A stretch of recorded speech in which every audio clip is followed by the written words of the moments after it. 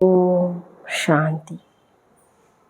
सतयुगी दुनिया में हर एक आत्मा संपूर्ण पवित्रता को धारण किए हुए सुख शांति समृद्धि से भरपूर थी।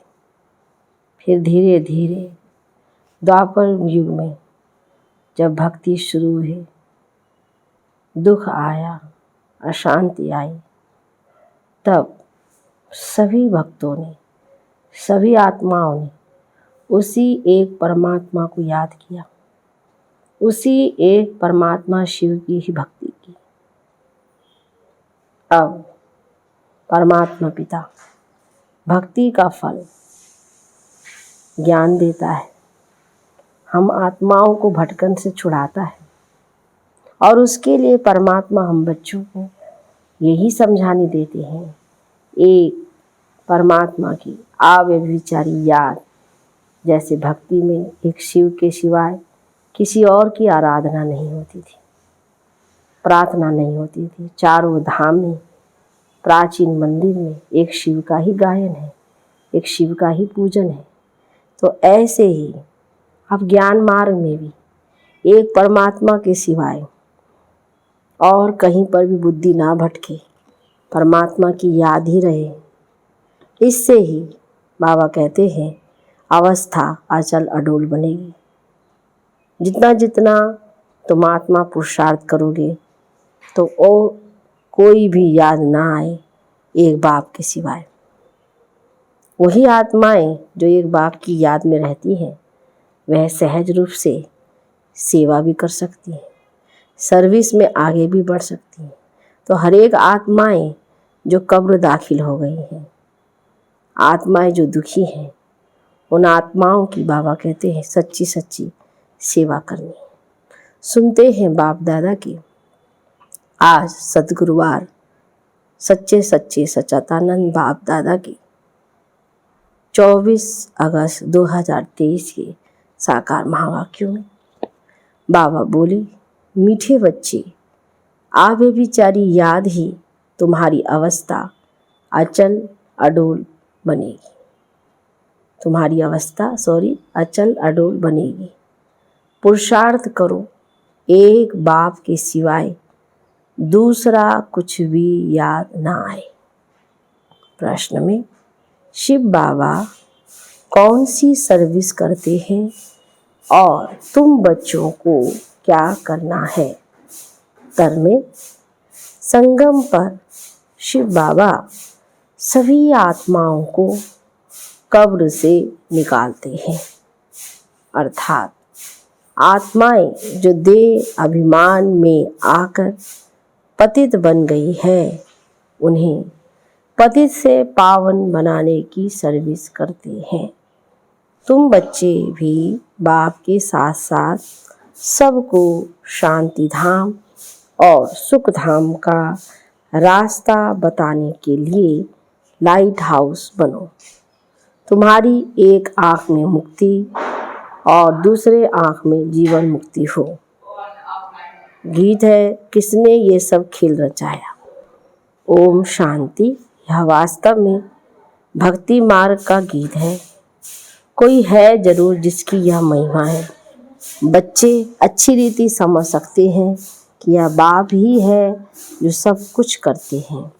करण करावनहार है। सिख लोग बहुत महिमा गाते हैं क्योंकि नया धर्म है और यह है बहुत पुराना धर्म। गाते हैं एको ओंकार। ओम का अर्थ भी बाबा ने बहुत अच्छी रीति समझाया है। वह तो बहुत लंबा चौड़ा अर्थ कर देते हैं। मैं कहता हूँ, मैं परमात्मा परमधाम का रहने वाला हूँ। मैं पुनर्जन्म में नहीं आता हूँ, तुम पुनर्जन्म में आते हो। बाप बच्चों को बैठ परिचय देते हैं। मैं बच्चों के सामने ही प्रत्यक्ष हूँ। इन्हों को समझाया है, मैं हूँ परमपिता परमात्मा, जिसको तुम आत्माएं भक्ति मार्ग में याद करती हो। ओ गॉड फादर, उनकी महिमा भी है। पतित पावन रहम दिल लिबरेटर, उनको गाइड भी कहते हैं। यह है पांडव सेना। पंडा मुक्ति जीवन मुक्ति की राह बताता है। गाते भी है ना, नैया मेरी पार लगाओ। तो बरोबर परमात्मा को खिवैया भी कहते हैं, बागवान भी कहते हैं। कहते हैं तुम कितने मस्त थे, सतयुग त्रेता में बेपरवाह बादशाह थे। कितने वैभव थे, श्रीनाथ द्वारे में कितने वैभव खिलाते हैं, पक्की रसोई बनाते हैं। जगन्नाथ के मंदिर में दाल चावल बनाते हैं, वहाँ काले चित्र दिखाते हैं। अभी तुम सब काले हो, श्रीनाथ द्वारे में बहुत फर्स्ट क्लास चीज़ें बनती हैं। फिर जो श्रीनाथ को भोग लगाते हैं वह पुजारियों को मिलता है, वह फिर दुकान में बेचते हैं, उससे शरीर निर्वाह होता है। तुम बच्चे तो स्वर्ग के मालिक बनते हो, वहाँ जो वैभव तुम खाते हो वह दास दासियाँ भी खाती हैं। 36 प्रकार के वैभव बनते हैं, इतने तो खा न सके तो फिर दास दासियाँ खाते हैं। परंतु इसमें ही खुश नहीं होना है, राजधानी तो सारी बननी है। तुम वहाँ बहुत मौज में रहेंगे। वर्ल्ड ऑलमाइटी अथॉरिटी का स्थापन किया हुआ स्वर्ग का राज्य भाग्य तुम बच्चों को मिलता है। कहते हैं ज्ञान, भक्ति, वैराग। अब वैराग 2 प्रकार का होता है। सन्यासियों का है हद का वैराग, घर बार छोड़ जाकर जंगल में बैठते हैं, फिर वह गुप्त मदद करते हैं, भारत का बहुत फायदा करते हैं। जैसे विनाश के लिए कहा जाता है इनसे स्वर्ग के गेट खुलते हैं, वैसे यह भी पवित्रता की मदद करते हैं, इसलिए ड्रामा में उन्हों की महिमा है। बाप कहते हैं ये ज्ञान प्रायः लोप हो जाता है, तो उनका है हद का वैराग, तुम्हारा है बेहद का। तुम्हें बेहद का बाप वैराग दिलाते हैं। गृहस्थ व्यवहार में रहते सिर्फ बुद्धि से भूलना है, यह तो पुराना शरीर है। अब 84 जन्म पूरे हुए, देह सहित देह के सब धर्मों सर्व संबंधों को भूलना है, अपने को देही समझना है। वह तो कह देते कि आत्मा निर्लेप है, कुछ भी खाओ पियो लेप छेप नहीं लगता। अभी परमात्मा समझाते हैं अनेक मतांतर है, कैसी रस्म रिवाज है उसने जिसने जो मत चलाई चल पड़ती है। जैसे यहाँ कोई देव को महावीर कहते हैं, महावीर फिर हनुमान को भी कहते हैं। वास्तव में तुम सब महावीर महावीरनियाँ हो जो माया पर जीत पाते हो, श्रीमत पर पुरुषार्थ करते हो। तुमको अपनी अवस्था ऐसी रखनी है जैसे अंगद को रावण हिला नहीं सका। तुम महावीरों को भी भल कितना भी माया का तूफान लगे परंतु हिलना नहीं है। यह अवस्था अभी नहीं होगी, पिछाड़ी में ऐसी अवस्था होनी है। कितने भी विकल्पों के तूफान आए लेकिन अडोल रहना है। आवे बेचारी याद रहे और किसकी याद ना आए, इसमें मेहनत बहुत करनी है। पिछाड़ी में ही अचल अडोल बनेंगे। अचल घर यादगार है ना, उसके ऊपर गुरु शिखर है। अभी तुम समझते हो ऊंच से ऊंच है शिव बाबा, वह है रचयिता। पहले पहले क्या रस्ते हैं वह भी बुद्धि में रखना है। ऊंच से ऊंच है शिव बाबा, फिर है ब्रह्मा विष्णु शंकर सूक्ष्म वतनवासी। विष्णु को 4 भुजाएं क्यों देते हैं, इससे यह प्रवृत्ति मार्ग सिद्ध होता है। तुम्हारा है प्रवृत्ति मार्ग, ब्रह्मा द्वारा स्थापना कराते हैं। ब्राह्मण धर्म है ऊंच से ऊंच, देवताओं से भी तुम ऊंच हो क्योंकि तुम सर्विस करते हो। दैवी धर्म की स्थापना कर फिर तुम विश्व के मालिक बनते हो। ऊंच से ऊंच है एक बाप अथवा महिमा लायक एक ही शिव बाबा है, दूसरा ना कोई। बर्थडे एक शिव बाबा का ही मुख्य है, बाकी तो कोई सर्विस नहीं करते।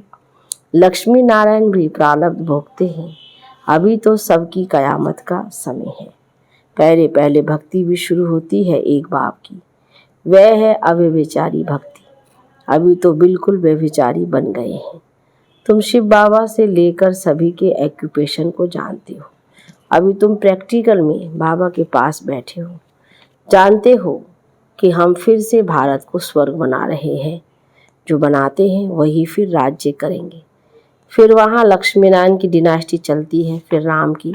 अब उनकी पूजा क्या पूजा करें, उनको तो नीचे उतरना ही है। प्रारब्ध भोग पूरी की, बस तुम ही पूज्य से पुजारी बनते हो। तुम जानते हो कि भक्ति मार्ग में क्या होता है। 63 जन्म कैसे लेते हैं। अभी तुम ब्राह्मण हो, फिर ब्राह्मण से देवता, क्षत्रिय, वैश्य, शूद्र वर्णों में आएंगे। ये ड्रामा अनादि बना हुआ है, कोई रोक नहीं सकता। बाजुली खेली जाती है ना, तीर्थों पर बाजुली खेलते जाते हैं। आगे बाजुली का बड़ा प्रभाव था, अभी तो अनेकानेक मतें निकल पड़ी है। सिवाय एक बाप के और कोई मुक्ति, जीवन मुक्ति दे नहीं सकता। अब तुम्हारी एक आंख में मुक्ति, दूसरे आंख में है जीवन मुक्ति। बुद्धि कहती है हम लाइट हाउस हैं, तुम हो मनुष्यों को रास्ता दिखाने वाले लाइट हाउस। पहले पहले जाना है स्वीट होम, अभी नाटक पूरा होना है। तुम बच्चे जानते हो कि यह सच्ची गीता आदि क्यों बनाते हैं।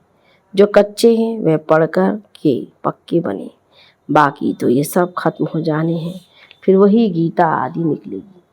गीता का एक श्लोक उठाकर उसका अर्थ करने जाते हैं। गीता में तो है भगवानोवाच, गीता भगवान ने सुनाई थी, परंतु समझते नहीं हैं।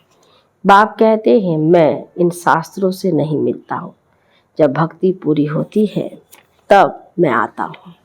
तो ज्ञान है दिन, भक्ति है रात। आधा कल्प है रावण का राज्य। रावण देखने में नहीं आता है, बुद्धि से समझ सकते हैं। इनमें काम का भूत, क्रोध का भूत है। यह अशुद्ध अक्षर सतयुग में काम नहीं आते। यहाँ तो एक दो को गाली देते रहते हैं, ऐसा बातें सतयुग में नहीं होती। अभी तुम समझते हो बाप पतित पावन स्वर्ग का रचयिता है। स्वर्ग रचकर फिर अपने को छिपा लेते हैं। इनको कोई भी जान नहीं सकता। भल शिव का चित्र है, परंतु पता कुछ भी नहीं। शिव बाबा कब आया, कैसे आया, ब्रह्मा विष्णु शंकर का क्या राज है, वह कहाँ रहते हैं।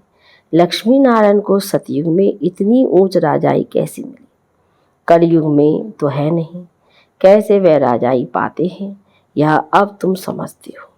बच्चों को बाप से अच्छी रीति पढ़कर फिर औरों को पढ़ाना है। बाप सभी बच्चों को कहते हैं कि मेरे सिकिलदे बच्चे, ओ मेरे सालिग्रामों, मैं इस शरीर में आकर तुमको समझाता हूँ। इस ब्रह्मा का तन लिया हुआ है। ब्रह्मा से ब्राह्मण पैदा होते हैं, और कोई सत्संग में ऐसे कोई मना नहीं होती है। यहाँ मना करते हैं, विष पर ही झगड़े होते हैं, जिसके लिए ही बाप कहते हैं ये विष आदि मध्य अंत दुख देते हैं। तो यह है नंबर 1 दुश्मन। इस काम महाशत्रु को ही जीतो, जिसने तुमको आदि मध्य अंत दुख दिया है। इसलिए कहते हैं पतित पावन आओ। जानते हैं हम पतित हैं, तब तो जाकर पावन के आगे माथा टेकते हैं। पवित्रता की कशिश होती है, इसलिए उन्हों का मर्तबा रखते हैं। वह भी समझते हमारे जैसा ऊंच भारत में कोई है नहीं। उन्हों को भी तुम शक्तियों ने बाण मारे। अगर स्थूल बाणों की बात होती तो ऐसे थोड़ी कहते कि परम पिता ने बाण मरवाए हैं। तो यह है ज्ञान के बाण। तुम हो ब्रह्मा कुमारियाँ, वह फिर ब्रह्म कुमारियाँ कह देते हैं। कहते हैं ब्रह्म ही भगवान है। बाप कहते ये तुम्हारा भ्रम है।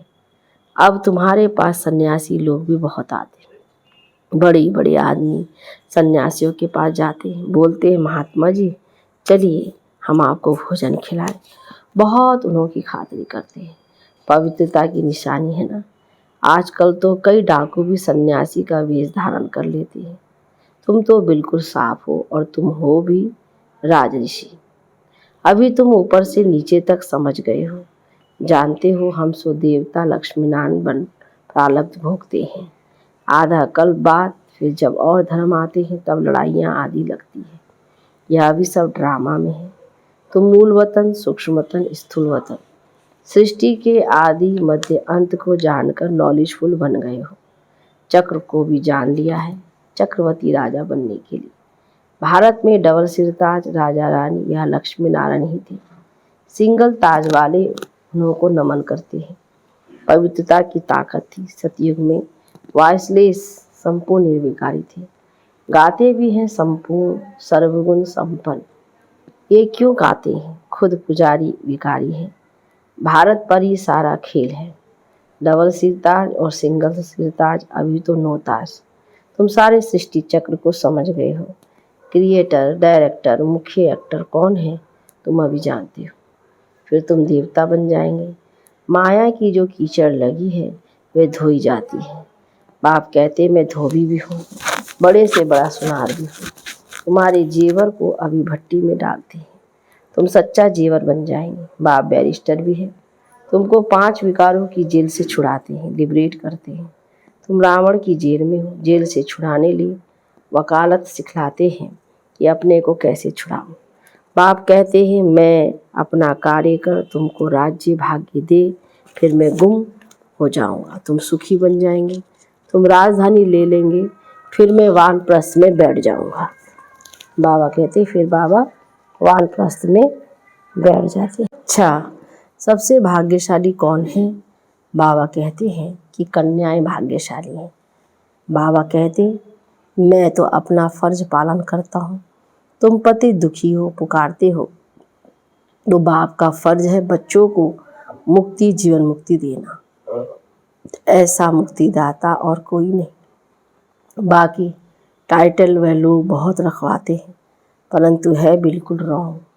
मनुष्यों की बिल्कुल ही विनाशकाली विपरीत बुद्धि है। तुम बच्चे बाबा बाबा कहते रहते हो, मनुष्य थोड़ी इस राज को समझेंगे। वह समझेंगे शायद इस बाबा को याद करते हैं। तुम बच्चे जानते हो कि अनेक बार बाबा ने हमको स्वर्ग का मालिक बनाया है। यह है ईश्वरीय जन्म। बाप कहते हैं सिर्फ एक मुझे याद करो, इसमें ही मेहनत है। अच्छा, मीठे मीठे सिकी लदे बच्चों प्रति माता पिता बाप दादा का याद प्यार और गुड मॉर्निंग। रूहानी बाप की रूहानी बच्चों को नमस्ते, रूहानी बच्चों की रूहानी बाप दादा को गुड मॉर्निंग, नमस्ते बाबा, नमस्ते। धारणा के लिए मुख्य सार में पहली पॉइंट, बाप से अच्छी रीति पढ़कर औरों को पढ़ाना है।